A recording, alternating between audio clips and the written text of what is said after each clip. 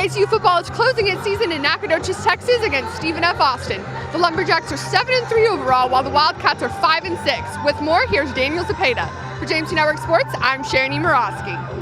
ACU took on SFA last Friday in Nacogdoches in hopes of earning one final victory of the year and avoiding the team's first losing season since 2005. Temperatures were in the mid-40s as wind was also a factor for both teams throughout this one.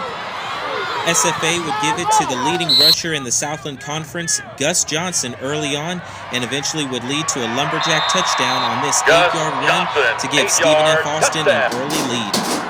But in a game that would turn out to be a battle of the running backs, DeAndre Brown would take the handoff for 66 yards to the house to tie things up early in Nacogdoches.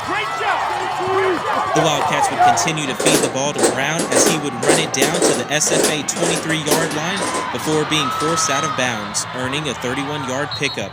The drive would end with a 35-yard field goal by kicker Nick Grau, putting the visiting Cats up 10-7 with 5 minutes left in the first quarter.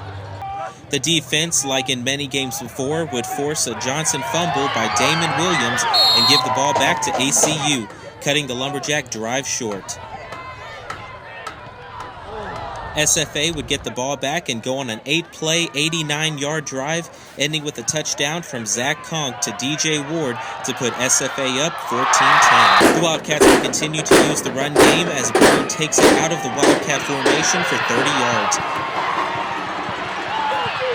On the following play, Parker McKenzie would find Jace Hudson for a 36-yard touchdown to put the Wildcats back up 17-14, while going 66 yards in just under 40 seconds.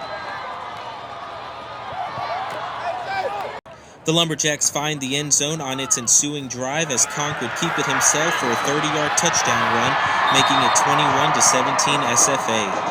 Zach Conk, 30 yards. McKenzie would find Kate Stone on this short pass as Stone would stay on his feet before finally being brought down after a 45-yard gain, moving the Wildcats into the red zone midway through the second quarter. Brown would rush for 19 yards, in for a touchdown to give ACU a 23-21 lead over the Jacks. DeAndre Brown with the touch.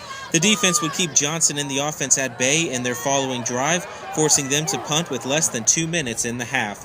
The Wildcats would go down to make a field goal to go up 26-21 at halftime.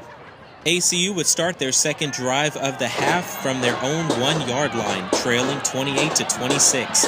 Brown would rip through the defense for a 53-yard run before being brought down at the 45-yard line. McKenzie and the offense would continue to drive the field until giving it to Brown, who would put together another touchdown run, giving ACU a 34-28 lead to end the third quarter. DeAndre Brown would end the game with 3 touchdowns and a career-high 256 rushing yards on the day. The Wildcats would go for 2, and a little trickery would show a role reversal in which receiver Cade Stone throws for the score to quarterback Parker McKenzie to give ACU the 2 points.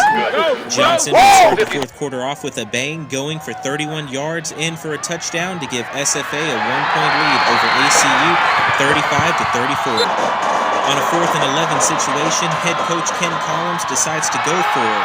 As Parker McKenzie would air out to Cedric Gilbert, it would be ruled an incompletion, but a flag would be thrown, signaling for pass interference, giving ACU the first down inside the 20. The Wildcats would settle for a field goal with under 6 minutes remaining, leading 37-35.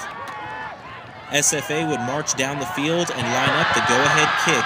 The kick would be no good, and ACU would hold on to its lead with just over a minute left in the ballgame.